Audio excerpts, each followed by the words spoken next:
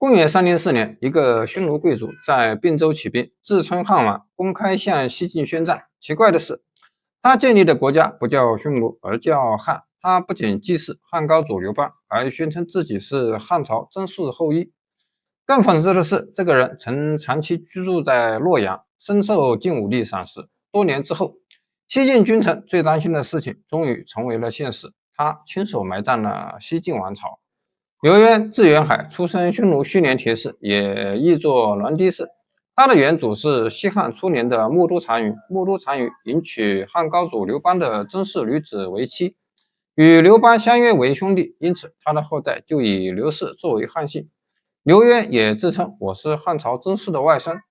劉淵所屬的屠各種是東漢時期在左國城，也就是今山西離石東北建立王庭的南匈奴分支。他的祖父欒迪於夫羅是东漢末年自立為南匈奴单於。父親劉豹在曹操拆分南匈奴為5部之後，被任命為左部帥。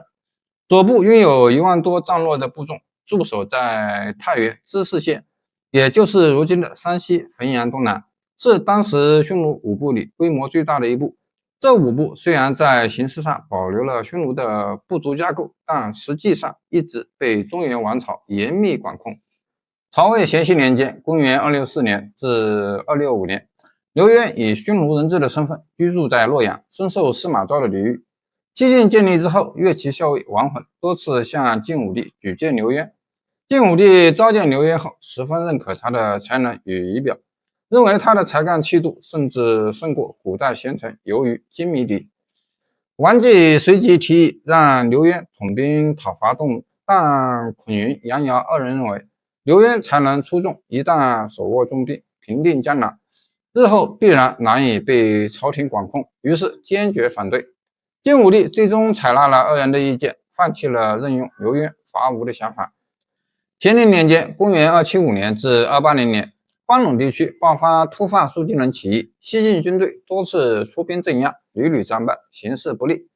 尚書仆射李喜上奏建議徵調匈奴5部的兵馬，由劉淵統領，率軍西征平叛。但孔恂認為劉淵能力過人，一旦立下大功，勢力壯大後會難以制衡。正所謂驕人得人語，終非池中之物。晉武帝最終聽從了孔恂的建議，沒有取用劉淵，引兵平叛。自此之後，劉淵長期遭到西晉朝廷的猜忌，朝堂之中甚至有人勸諫晉武帝，建議將劉淵鏟除，以絕後患。你覺得這個時候劉淵真的被鏟除，對後來的西晉有用嗎？乾陵5年，公元279年，劉淵的父親劉豹去世，晉武帝下詔讓劉淵繼任左部帥。至此，劉淵終於結束了身在洛陽的人質生活，得以返回并州。他在自己的轄區內充分施展政治才幹，嚴明法度，懲治奸邪，仗義疏財，待人誠懇，使得匈奴5部的豪傑人才紛紛前來歸附，就連幽州、冀州一帶的名士賢才也慕名前來投奔，這為他日後成為匈奴部落的核心首領奠定了堅實的基礎。太康10年，公元289年，西晉朝廷將5部帥改制為5部都尉，劉淵出任北部都尉。楊俊輔政掌權期間，再度提拔劉淵，任命他為建威將軍、5部大都督，冊封汉關鄉侯，正式確立了劉淵在匈奴5部的統領地位。元康末年，因部下百姓叛逃出塞，劉淵受到牽連，被免去官職。就在此時，镇守鄴城的成都王司馬穎上奏朝廷，請求任用劉淵為寧朔將軍兼5部軍事，讓他脫離匈奴5部，前往鄴城任職。當時正逢八王之亂，西晉宗室諸王相互攻伐，內亂不止，各地叛亂四起，朝廷對邊疆各族的管控力大幅削弱。劉淵的堂祖父原北部都尉左賢王劉宣召集匈奴5部的上層貴族商議，他說道：昔日我們的先祖與漢朝結為兄弟，同甘共苦。漢亡之後，魏晉交替，我們單於空有虛名，卻無實際國土，不足王侯的地位也降至普通百姓。如今司馬氏自相殘殺，天下大亂，正是我們純正不篤，恢復先祖基業的大好時機。劉淵天資出眾，氣度非凡，上天若是不想復興匈奴大業，絕不會降下這樣的人才。眾人隨即暗中密謀，共同推舉劉淵為大單於，並派遣呼延佑前往鄴城告知劉淵。劉淵得知後，向司馬穎謊稱部落有喪事，請求回鄉，卻被司馬穎駁回。無奈之下，劉淵讓呼延佑先行返回，叮囑劉軒等人集結5部兵馬，招攬宜陽周邊各族胡人，表面宣稱協助司馬穎平定叛亂，暗中為日後起兵復國做好準備。劉淵一時無法脫身返回部落，只能暫時依附司馬穎。當時司馬穎廢掉太子司馬遷，自兼皇太帝丞相，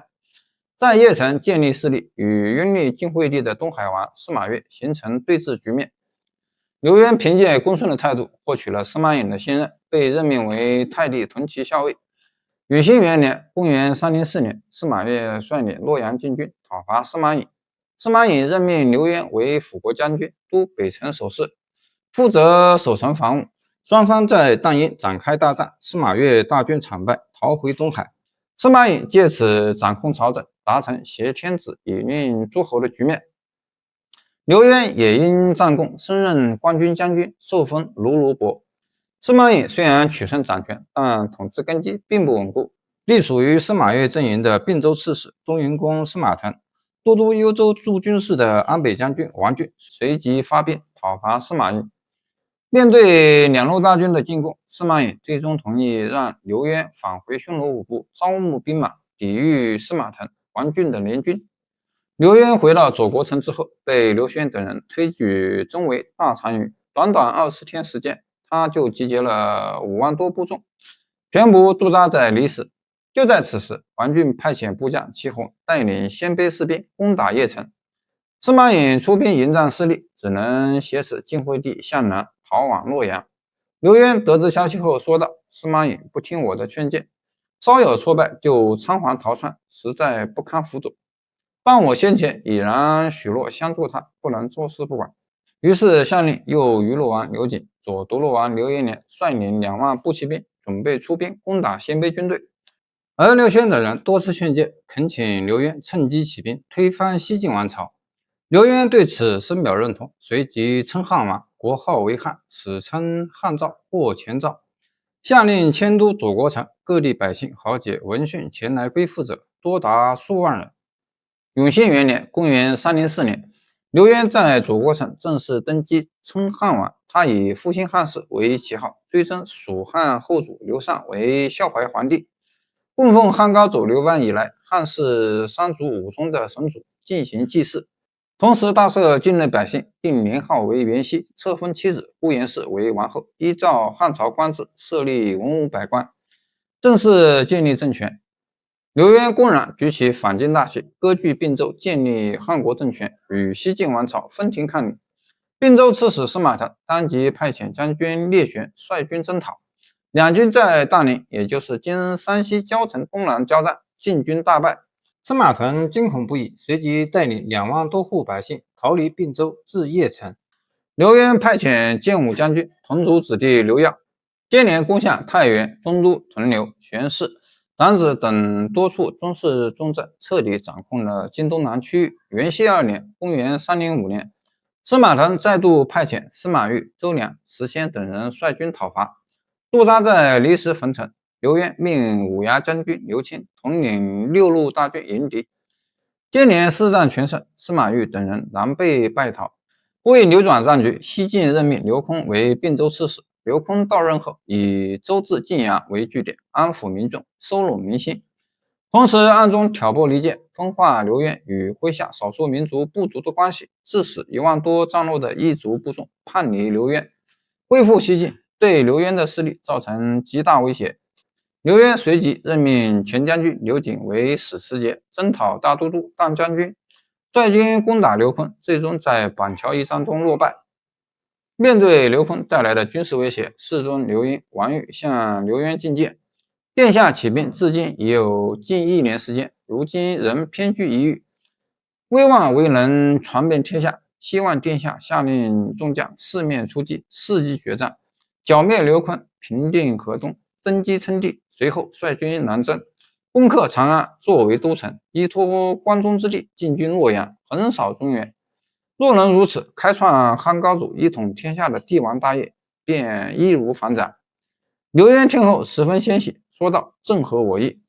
於是，在元熙5年（公元308年）正月，派遣輔軍將軍劉琮等10位將領南下占據太行山脈，派輔漢將軍石勒等10位將領東進攻打趙魏之地，將戰事拓展到西晉核心腹地中原地區。隨着劉淵勢力不斷壯大，各地反晉勢力紛紛歸附麾下。上郡四部鲜卑首領陸叔元、氐族首領尚徵，以及在清徐兗豫各州聲勢浩大的義軍領袖東萊人王彌，全都向劉淵稱臣歸順。劉淵對所有人全部授予官職，委以重任。王彌前來歸附時，劉淵特意派遣侍中、御史大夫呼延義出城遠迎，寫信盛讚王彌的才能，還許諾親自為他接風洗塵。二人會面之後，王彌勸諫劉淵登基稱帝，劉淵十分高興，隨即任命王彌為司隶校尉加侍中特進，之後又升任鎮東大將軍，冊封東萊公，全權負責東線所有戰事。在劉淵的統籌指揮下，漢國對西晉的戰事節節勝利。元熙5年（公元308年3月），劉淵率軍攻占箕郡，掌控了頓丘、河內整片區域。同年7月，晉軍占據河東，攻克蒲坂、平陽兩大重鎮，將漢國都城從離史向南遷至蒲子。河東、平陽二郡下轄各縣城壘，全都望風歸降。在并州境內，除孤膽英雄劉琨占據的晉陽，劉淵已占據了并州所有郡縣。9月，他再度派遣王彌、石勒聯手攻打鄴城，西晉魏郡太守何玉棄城逃亡。為進一步提升漢國政權的影響力，鞏固自身統治力，元熙5年（公元308年10月），劉淵在蒲子正式登基稱帝，國號依舊為漢，改年號為永鳳。他效仿東漢制度，設立大司徒、大司馬、大司空3公職位，同時參照西晉規制，大肆封賞曾氏子弟與有功文武大臣。不久之後，劉淵遷都平陽，改年號為和瑞。至此，劉淵已經控制并州大部，並將勢力擴張至河北、河南一帶。曾經被西晉朝廷視為隱患而嚴加防範的匈奴貴族，如今已經成長為足以與西晉分庭抗禮的一方霸主。而西晉君臣當年最擔心的事情也終於成為現實。接下來，隨着劉琮、石勒等人的崛起，漢趙政權將進一步向中原推進，並最終掀開永嘉之亂的序幕。